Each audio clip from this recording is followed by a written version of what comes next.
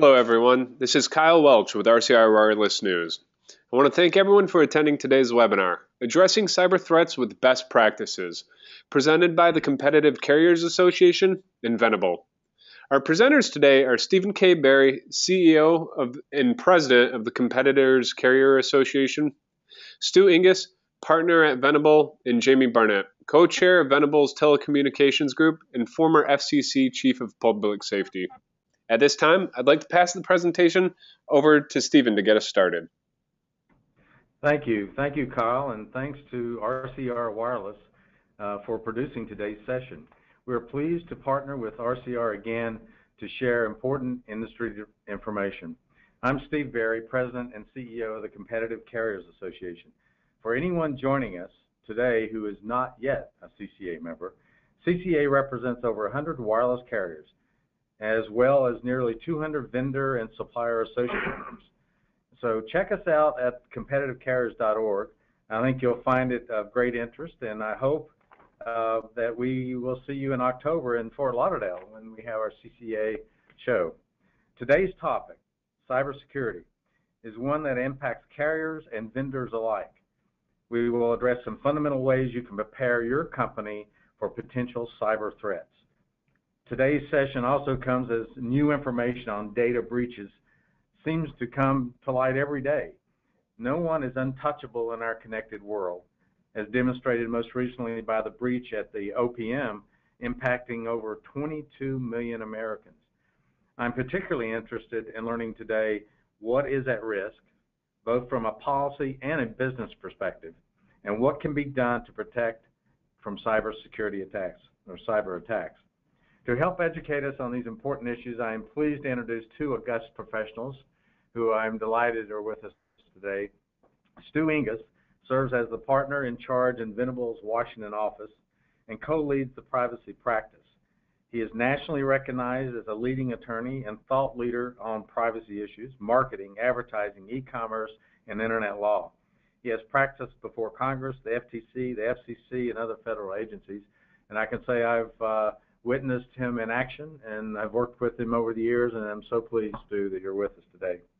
Jamie Barnett is the co-chair of Venable's Telecommunications Group and is a partner in the firm's cybersecurity practice, as well as a retired Rear Admiral with over 30 years of experience in the U.S. Navy, most recently serving as a Deputy Commander. Among other personal awards, he has received 4 Legions of Merit medals.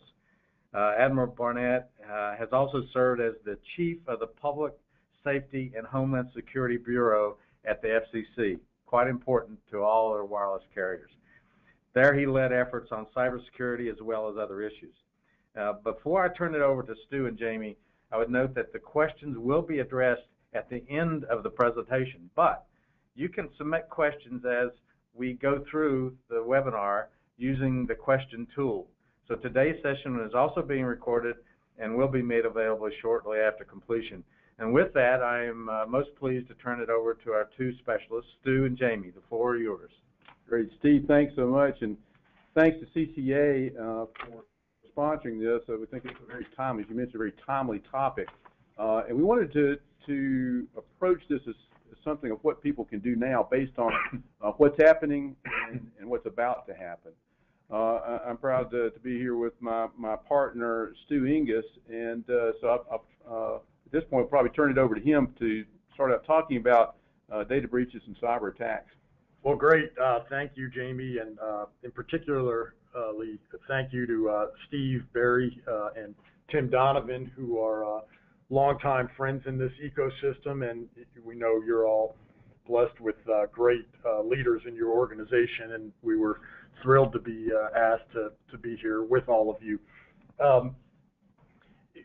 For years, we've been talking about data security and data breaches with companies in our roles representing the companies and trade associations, and much of it emanated back to 2002 after a California state law was enacted requiring notification of data breaches that before then was not legally required.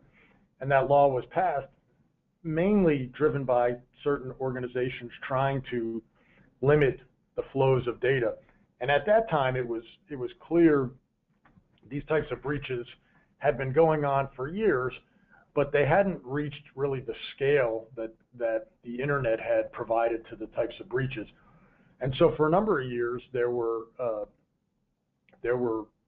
lots of high-scale data breaches and focus really on data and data security. And over time, that's continued, but it's really morphed into a much broader understanding of cybersecurity, of which data security is really a subset, and the broader impact on individual companies and networks as a whole. And so what we've seen, as Steve mentioned, is we're seeing breaches across the board. Nobody, the federal government, the best technology providers, the best carriers, nobody is immune from these attacks, and they're occurring from all over the world in every part of the economy. I was involved, you see the picture there, in the response to the Target breach, which started with just a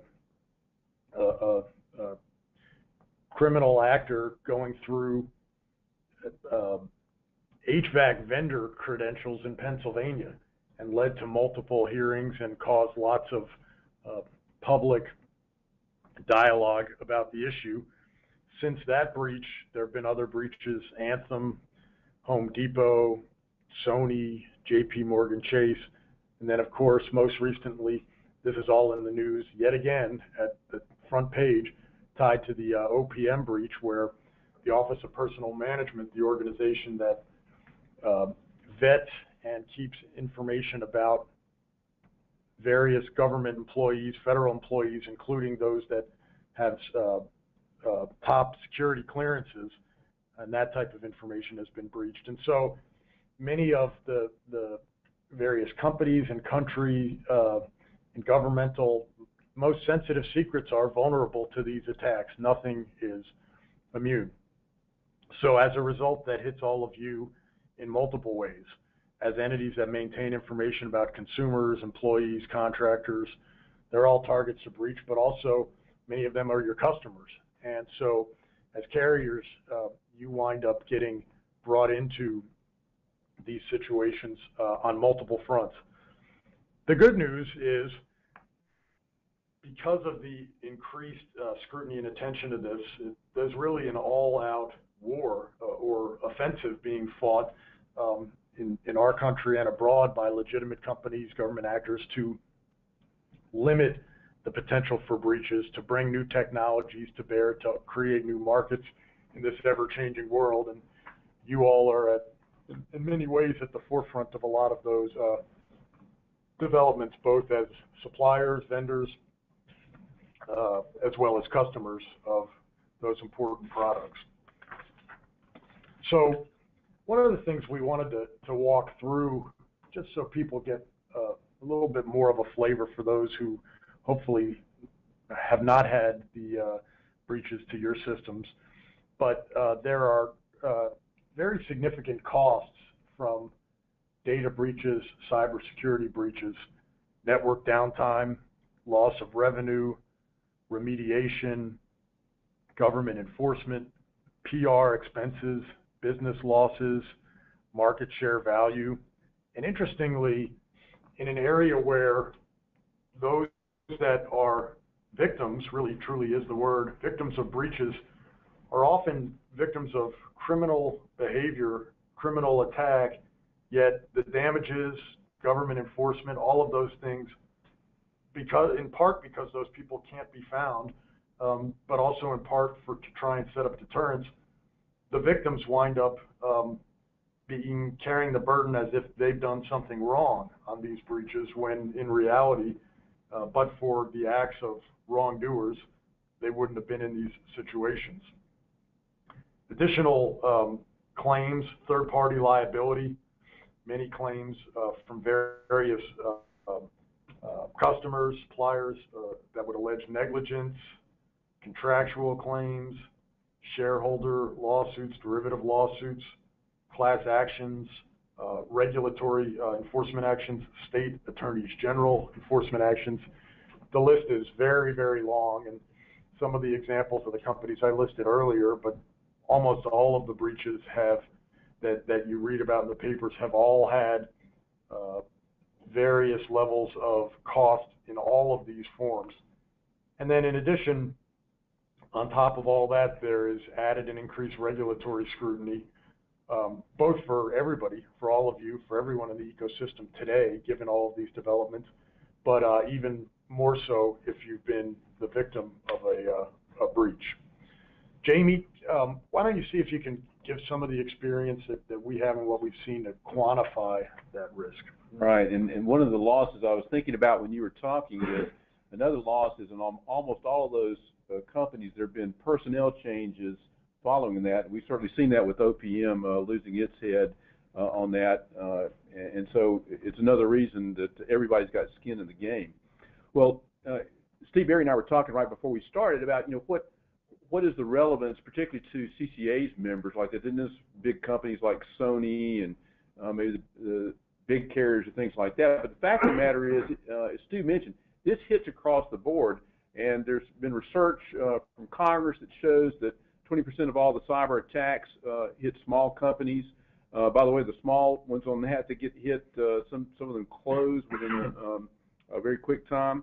The increase in the number of attacks is up by over a third, and the losses can be close to $3 million, and for large organizations, it would be close to $6 million.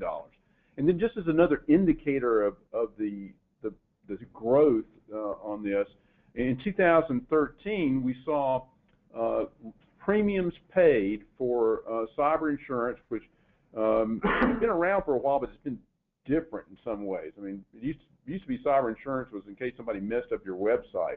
Now it's significant losses and things like that. $1 billion in 2013 were paid.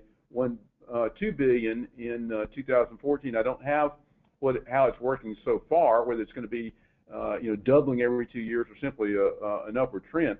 But that gives you an indication of just how serious people are taking this. And so what are those kind of, I mean, it can be any number of things. We've heard of TDOS, the telephone denial of service, DDoS, malware, various phishing and spear phishing. A lot of the spear phishing concerns are coming out of OPM because they've got so much information on it. There obviously can be the 0-day, the software defects. And then one that's of increasing concern is the insider threat, the disgruntled employee, fired employee who still have some kind of access.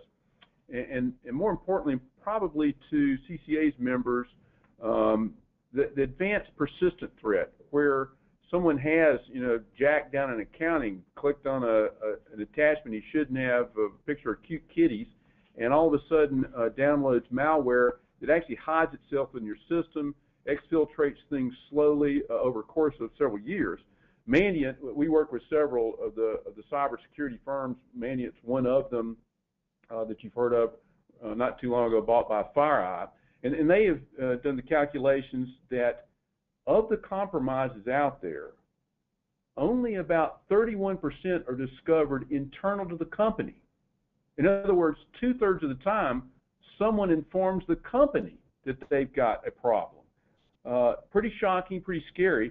And then the dwell time is of significance. Of those, it's upward of 205 days as a median before the advanced persistent threat is actually discovered.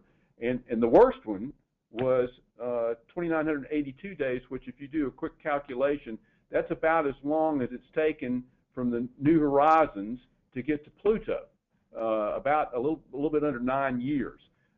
So it can be very significant. You think about the information that may have been discovered or exfiltrated in that time. So it's something that everybody needs to take care of, no matter how big the business is. And even though the bad guys depend on the communication pipes and are not going to try and bring down networks, it does not mean that there are not other things that can damage the reputation, the revenues, and even the employment of the leaders of networks. Well, thank you, Jamie. I wasn't sure how you were going to fit Pluto into the discussion. Well, it's timely today, right? But that was very, very well done. Stellar. So what are the bad guys after? Well, they're after the money, like always. directly or how you translate something into the money. Financial data, personally identifiable information that can be used as the key to unlock financial data. Payment card data, other types of identifying information. Intellectual property, attorney-client intelligence, research and development. Increasingly, we're seeing reports about military secrets being sought after. We saw some of that in the OPM breach, people trying to identify individuals who might be spies. Destruction, disruption, or leaks for any political agendas or political purposes. To date, telecommunications, at least publicly, has not been a major target. Jamie swears it's because the bad guys need the pipes to work. We hope he's right, but as you all know, the probes on your networks are constant, as they are on all entities. So the response to this and what companies have been doing, we're going to walk through various approaches and responses. We'll start with what the government's been doing to try and respond. As you all know, even on an issue as important and critical and timely as this, it's very difficult to reach consensus on the solutions.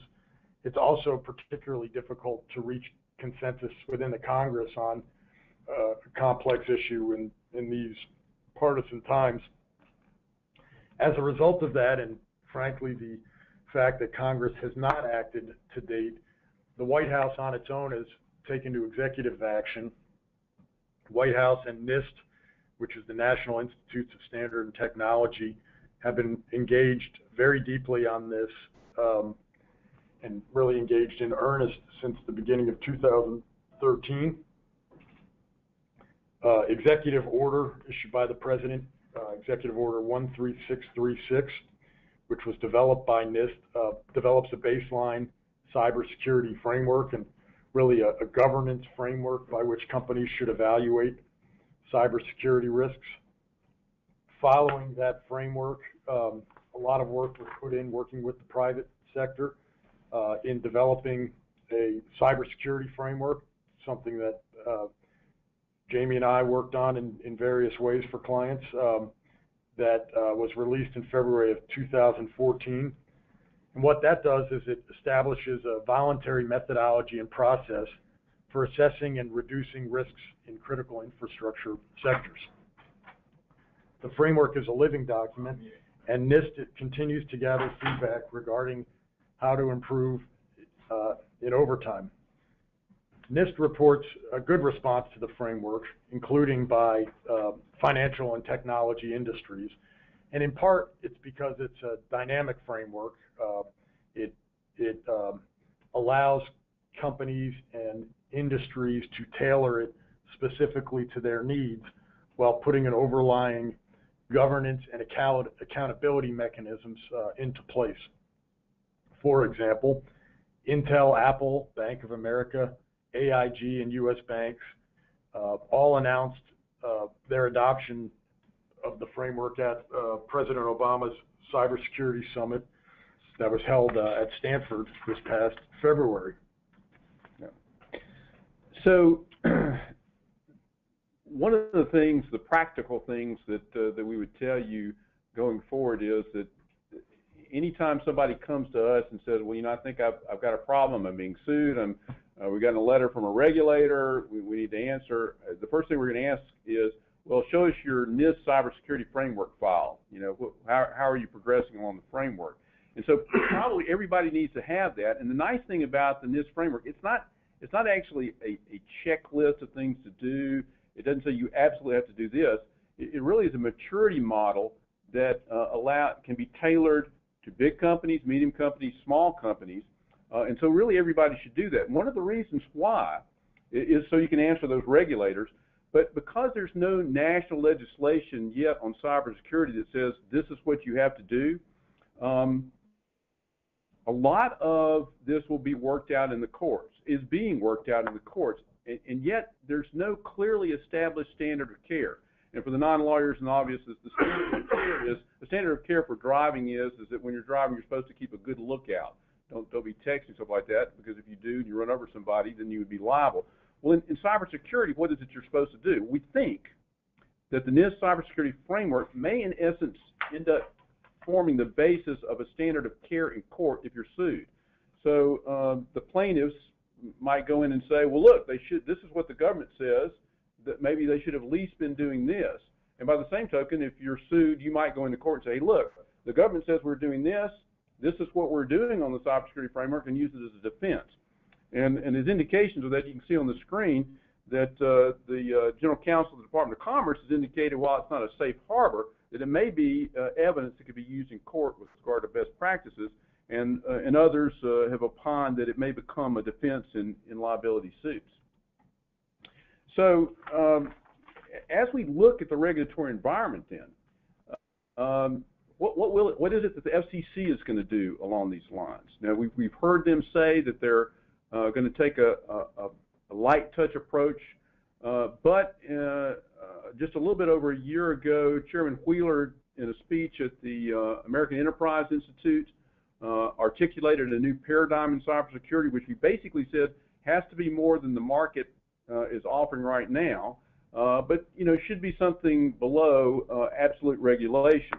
But he used the word accountability, accountable or accountability, about 6 or 7 times, and that's an important factor to look at what the FCC is going to do forward. One of the first things that they did was to back in March, issue a report of Working Group 4 of CSRIC, Communications Security Reliability and Interoperability Council, on how telecommunications companies in each of 5 sectors, including wireless and wireline and cable and stuff, could implement this. And it's an important document that everybody should be looking at. I mean, it emphasizes the voluntary nature of this, but it does have some things in there that should at least, I don't know if it'd be concerned, but should be paid attention to. One is that there could be some kind of report that is issued on how well the sector is doing, but also these confidential company-specific meetings. So, yeah, I'm a reformed, recovering regulator. I used to be at the FCC as the Chief of the Public Safety and Homeland Security Bureau, and the carriers used to come in once a year to tell me about their emergency and disaster communications plans, so particularly right before the hurricane season. Well, that was very useful. It was voluntary. It was very good, and that could be one way these company-specific things go. But another way they could go is more of an audit. Hey, tell me specifically what you're doing. Let me make notes on this. So it bears paying attention to, and it actually, I think, should inform CCA's members on how to proceed. And then the other aspect of this I think we should keep in mind, you may or may not have a dog in the fight on the Title II reclassification, but one of the things I think that means is that the FCC is feeling that it's got more authority in the area of broadband, maybe a little bit different for wireless. But if that's the case, they may proceed on other regulations. And one of those that you might see even this year is a renewal of a proceeding that was opened back when I was at the FCC on VoIP outage reporting. And so we may want to watch this, whether they try to come up with a broadband outing reporting, and will that be mandatory? Will it be voluntary? And we'll just have to see. But the bottom line on this particular aspect of it is coming up with some kind of industry self-regulation may be a good way to stave that off. And that can be everybody just kind of generally agreeing, or any number of things. But CCA is obviously a good place for that discussion. So that we'd like to now kind of turn to risk management for all of you, and maybe set forth a little bit of a framework on how to help you minimize risk. Jamie talked a little bit earlier about negligence theories and what duties are of companies, and one of the things we've been asked quite a bit in recent years after various of the breaches we've been involved in are, what are the lessons you've learned? Has the duty changed as to what companies should be required to do? The duty, of course, is if there is a negligent action, it would be brought based on failure to meet a duty. And what we've seen as the threat complexity and adaptation has increased, and the growing and evolving legal obligations have increased, the cost of remediation, public awareness, investor expectations, all in the sense of a framework of accountability, have also increased. And so one of the approaches that we've been suggesting to companies, either full out or in pieces, is to really set out a framework whereby the enterprise does takes a holistic view in response to cybersecurity issues.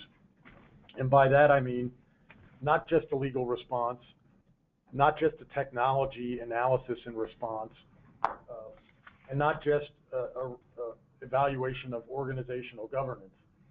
So what we've suggested is that companies, under privilege, using lawyers, internal is fine, external if necessary, evaluate all those functions and take a holistic approach, because what we've seen in many of the breaches where there might be great technology, and maybe even the state-of-the-art technology deployed, somewhere along the chain there's still been human error. It may be human error tied to a legal requirement. It may be human error tied to who in the organization is making decisions.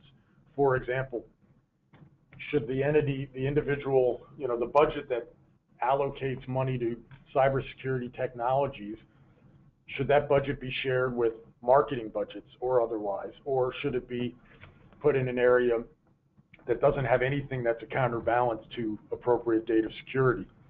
So in that context, we recommend companies do the kind of holistic analysis, including evaluation of insurance policies, public relations firms in the event of a breach, technology remediation in the event of a breach.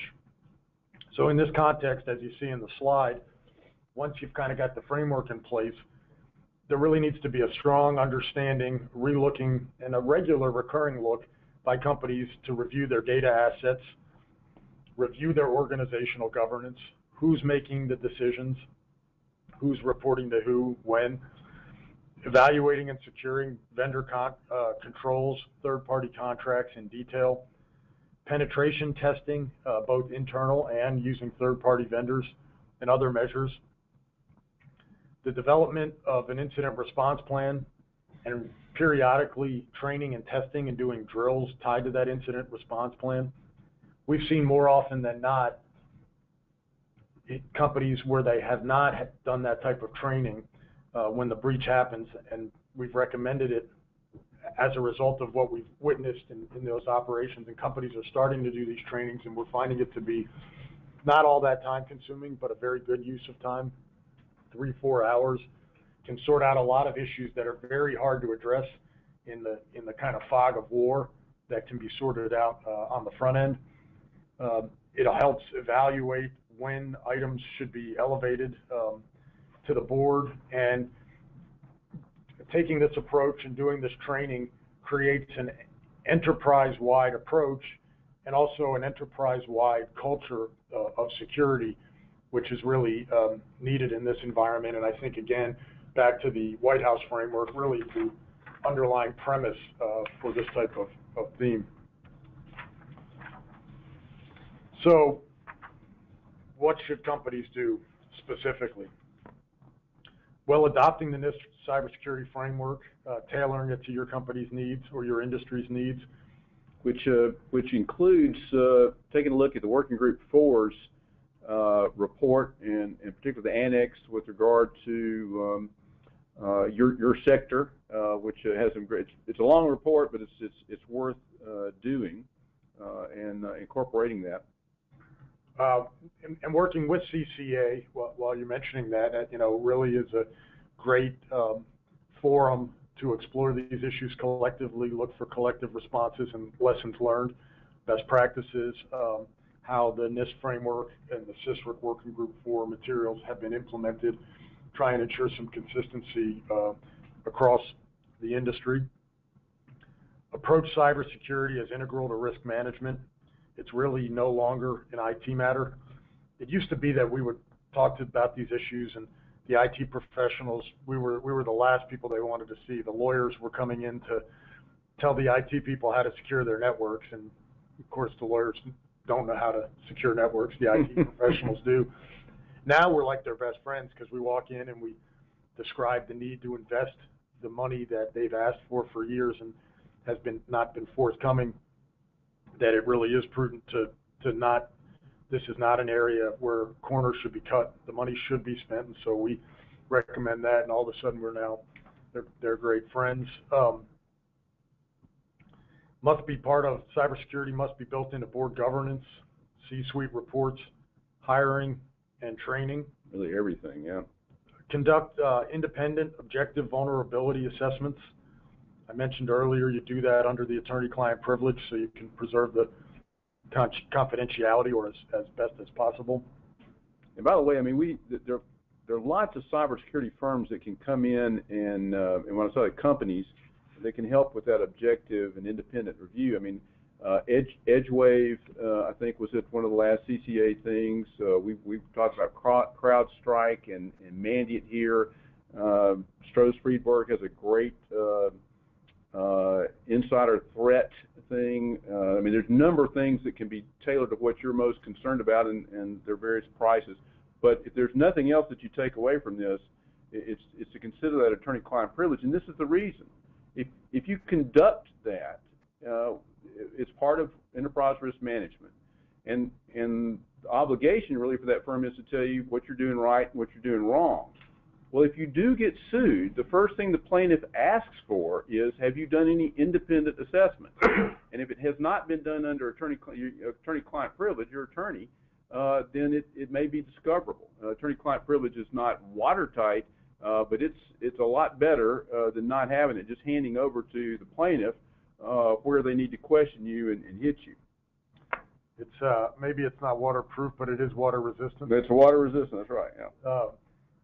And in that context, when you think about kind of the type of legal and systemic review that's done, it has to be done at the level of vendor engagement, the type Jamie was just talking about, but really all vendors, the HVAC vendors, anybody who has access to the system. There should be a selection process, specific contract reviews with all of this in mind to make sure liability is clearly articulated and cybersecurity types of preventive measures are built in through your contracts.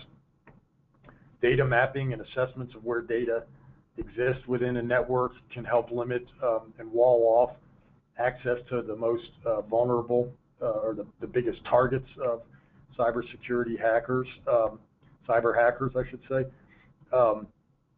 And the same thing, you do the incident response plan, the training protocols, develop your response team, all under the privilege. So with that, I will pass it back to Jamie on policy trends. Yeah, so I mean, and just to one other tag on that, I mean, you know, this all can be overwhelming, but the main thing is that regardless what you decide right for your company is to do something. I mean, if even it's establish that thing and doing some of the best practices like the dual factor and the network compartmentalization that Stu mentioned, that could be done, and you've got it documented so that in case you get an inquiry, you can. So policy trends to watch. We mentioned the FCC broadband outage reporting. Will that be kicked up again? Will it be this year? Will it be next year? Obviously, congressional action. There have been scores and scores of bills over the last 5 years on cybersecurity. We know that Senator McConnell has targeted one. We could talk more about whether that was passed, but the information sharing bill, I think, is more likely. It's got good things. It's got some limitations of liability in there for sharing information. I think there have been some things that have made the privacy advocates feel better about it, although I don't know that they're going to just necessarily endorse it.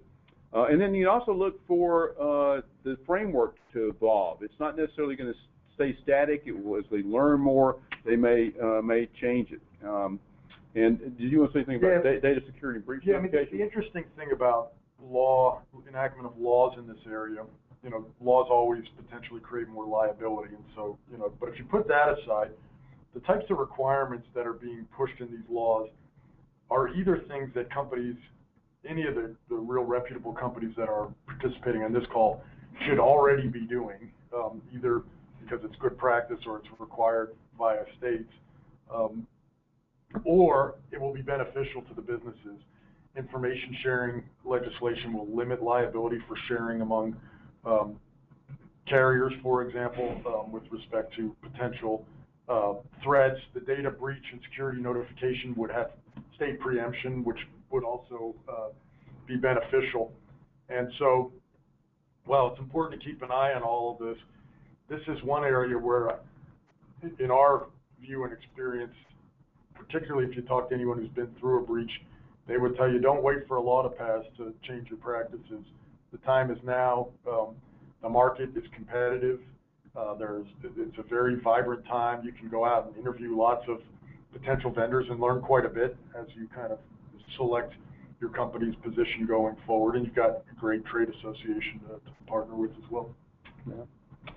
And with that, I'll turn it back over to our moderator, Kyle, for questions. All right, thanks. That was a great presentation. Definitely, it's great to have people with such experience on this. So thank you for that. We've had a few questions come in, so we'll just jump right in. So Stu, the first one's for you. So how does a member of the Competitive Carrier Association's company privacy policies relate to cybersecurity? The privacy policies? Yeah, that's a good question. A lot of privacy policies will reference whether or not the data is secured. Generally, we try to be careful, or we're careful in advising companies on that they shouldn't make too many promises about how they're protecting and securing data, because it's impossible really to frankly make a commitment that the data will be secure. You can talk about the types of practices you use, but even that's up to some debate.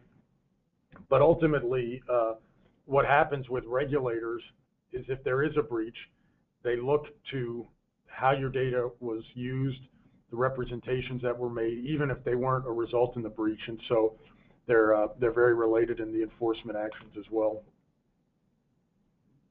All right, thanks. And just a reminder to everyone in the audience, if you have any questions, submit them to the control panel and we'll get to them. All right, next question coming in for Jamie. So what is the FCC going to do about cybersecurity? Will there be more regulation? And what can CCA members do to reduce the possibility of more regulation? Well, so I don't think the FCC is going to pass regulations that require 0.9999 reliability on cybersecurity. But I will say that one of the things, and this is something that I looked at when I was there from 2009 to 2012, and I think this came in the 2011 time frame, is if our communications are going more and more by packet switch technology, then what is the equivalent degradation that causes such a loss that you can't really communicate anymore? And should there be an outage reporting the way that there is for legacy communications such as wireless and wireline? And they looked at things like packet loss and jitter and latency on that. And ultimately, the carriers came in and talked us out of it. And part of the reason is it's expensive to put the sensors in the network to do that. So I don't know that they're necessarily going to do that, but you should look and see if there's going to be something that would amount to a reporting requirement if there is some type of outage. And I'm sure CCA is going to want to weigh in on that if they do, and you may as well. I think as long as the industry is showing that it's doing something that it wasn't doing before, the NIST cybersecurity framework and Chairman Wheeler's speech, that goes a long way to staving off any hardcore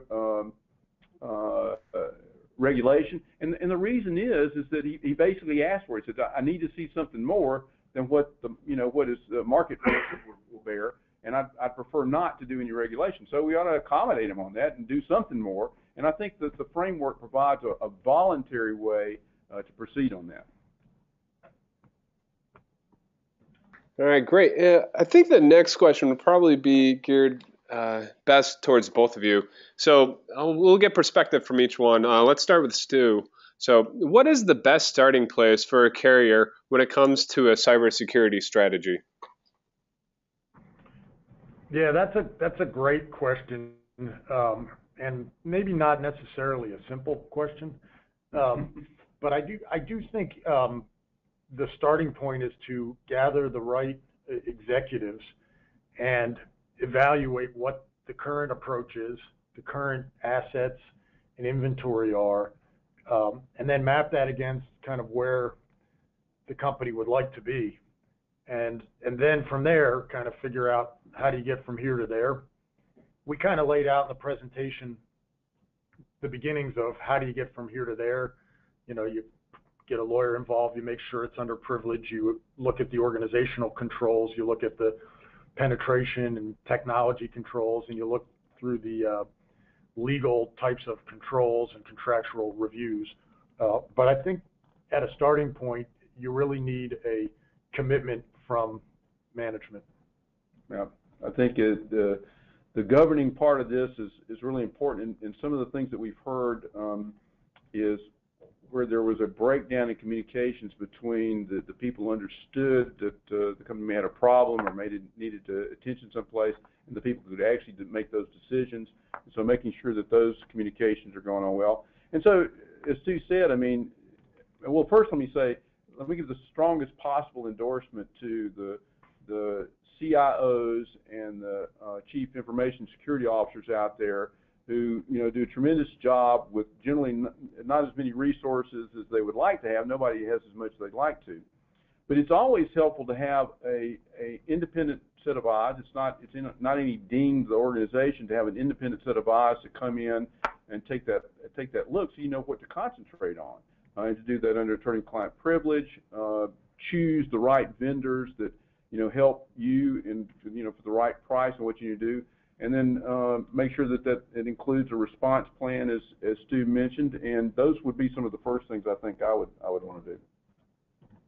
That's great. I think that'll help a lot of people. Next question coming in for Stu. So what is involved in a data security incident response plan, and why is it important to have one? Sure. We wish more people asked that question. What's required in it is really the answer to the question of what would you do if there's a breach, and to have a map and a plan of who's involved, who's making the decisions, essentially a chain of command. What are the questions to be asked? For example, there should be a statement in the plan that says start by making sure the problem's been addressed, then doing the legal evaluation, then notifying vendors, then is there a public notification? In breaches, what happens, particularly large ones, you wind up having to get PR people within the company involved. You have to manage communications even internally within the organization, so people aren't speaking from different perspectives.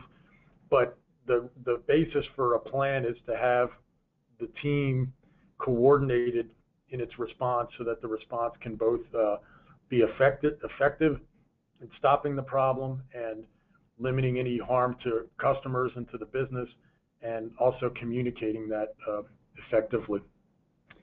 Stu, does that sometimes include having a forensics firm on tap, or do you do that always, or just? It does. I mean, one of the things we've done, Jamie, you know this, we have a number of the various firms that are actually already, we have agreements in place with, because what happens is if you have a breach and you need to get a forensics firm in quickly, for you, the breached entity, to go get a firm, you got to find them, you got to negotiate a contract, takes a lot of time and background.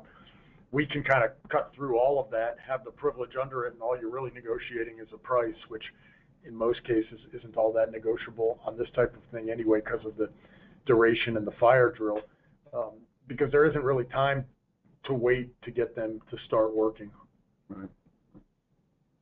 All right, great. The other thing, the types of things that get included in a plan, draft letters that you'd include that are legally required. There's a lot of the work you can get done ahead of time for a breach to be prepared. All right. So next one that came in is for Jamie, I would say.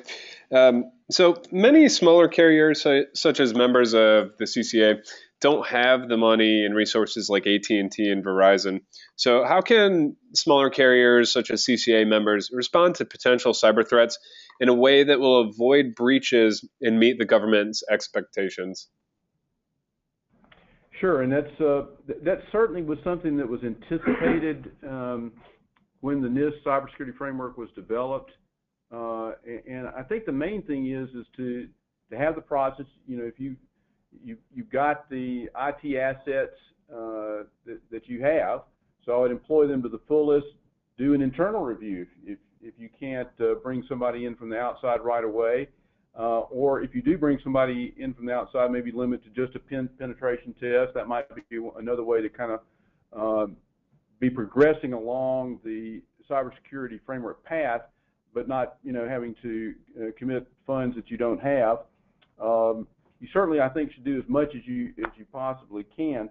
But the main thing is to be doing something, to actually look at the framework, to have a plan, to have it being discussed among the executives, that there is a meaningful discussion with the board, that the board is involved in that. So because that's one of their responsibilities, that we're not communicating completely. And I think it's good for the health of the organization, because if you're really doing this in an enterprise manner, enterprise risk management manner, those are the conversations you need to have.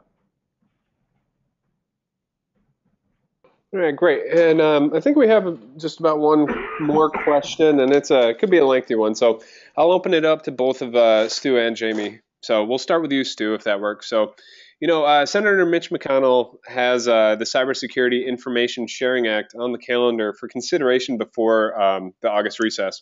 So can you give a little explanation on what the version of this bill entails, and if you think it will pass?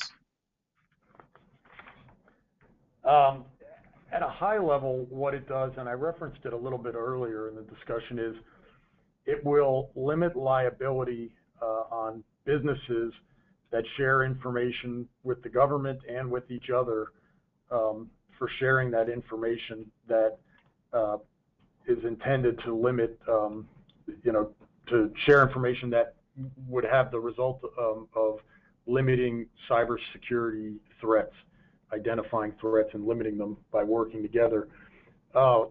Whether it will pass, in this era, it's hard to predict anything passing in Congress. I do believe this bill has as much of a chance as any, and more of a chance. I think it's been in the works for a long time.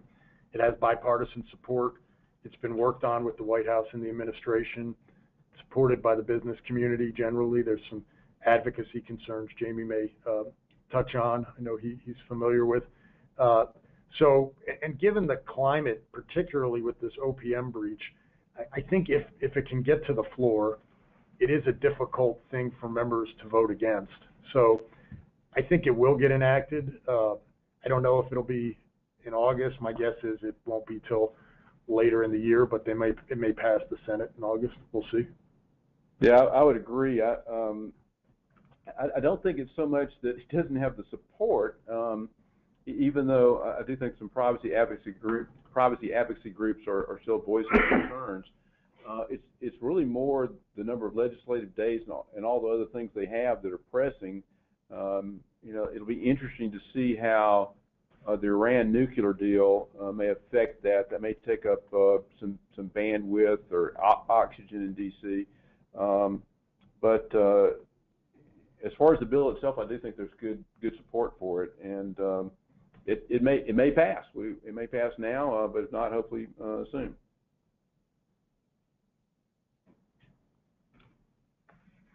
All right. We just had a question come in about the name of that bill. Unless I'm mistaken, the name of the bill is the Cybersecurity Information Sharing Act, CISA. Is that correct? There have been so many, and in the House, I think there were, two that were combined, but overall, I think it's being referred to as CISA or CISA. for 2015. There have been other, if they're looking it up online trying to find, they'll be, I guess, drawn off by the fact that there have been CCAs for 2013, CCAs for 2014. So there are other versions floating out there. Make sure you got the most current one. Yeah, that's great. Steve Berry may have one thing. I just, I'm sorry to break in, but yeah. On the legislation itself, would you say that one of the best ways you can ensure that you get access to the liability protections that may in fact be involved in the legislative package is you do your evaluation, you do your attorney privileged review internally, identify your assets, act judiciously within your organization, and then you have a basis in order to invoke any liability protections that may in fact be legislated on as we move forward. In the spirit of leading questions? Yes, sir. Yes, sir. Absolutely. That's good. Yeah, that would be that. I think that's the strategy. Okay. Kyle, I know we only have a few more minutes, so I also would like to thank Jamie Stu and to thank RCR for monitoring the presentation today. I'd like to thank everyone that's out there that joined us this afternoon. Really appreciate the questions. Don't hesitate to reach out to CCA or Venable for follow-up questions. Be more than happy to respond to those. And in closing, I would like to thank the Venable team again for your dedication to focusing on some of the issues that the smaller carriers are most fixated on. And hope to see or talk with many of you later on this year down in Fort Lauderdale. Thank you, one and all. Thank you, Kyle. All right. Thank you, everyone, and have a great day.